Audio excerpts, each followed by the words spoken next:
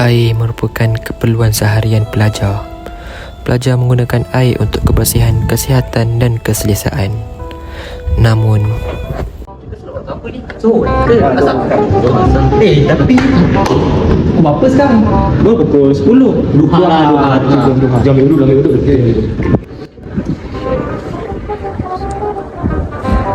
Tak ada. Tak bawa ni je.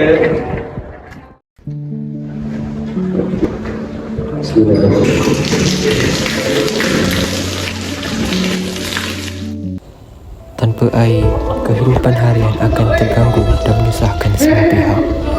Namun, semua akan leka akan hal itu.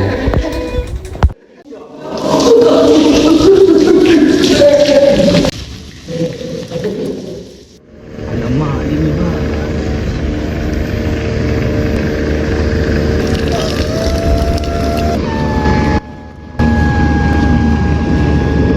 Kau tahu tak?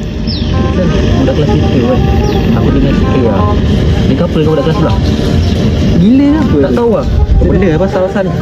Apa pasal ni? Apa pasal ni? Woi.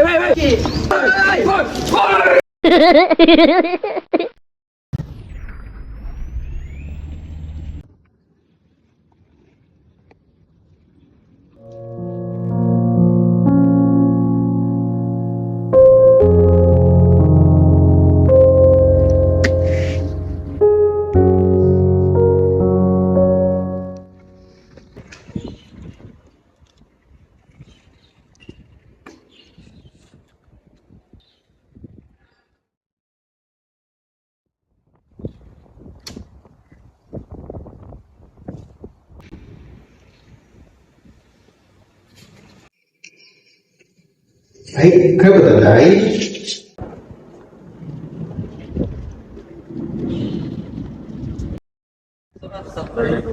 Saya baru pasal ni. Tadi ada momen saya bersimpang hitam. Dia lari ke sini. Kenapa dia lari sini? Tak tahu, aku tak nampak. Oh, pasal ni pasal air. Tak, orang tadi macam tak betul lah. Cik kenal lah siapa orang yang simpang. Dia orang lari-lari kat sini. Saya tak kenal. Orang ni pun tak ada air. Kita orang pula. Kita orang yang kena simpang ni, cik. Orang tu yang tadi simpang kita orang. Kita orang mangsa kau. Oh, menjawab. Korang berdua ni tak elok membazir air. So kawan-kawan, kita janganlah membazir air. Gunakanlah air dengan sewajar dia, seperti siram pokok dan mengambil wuduk dengan kuantiti air yang secukup.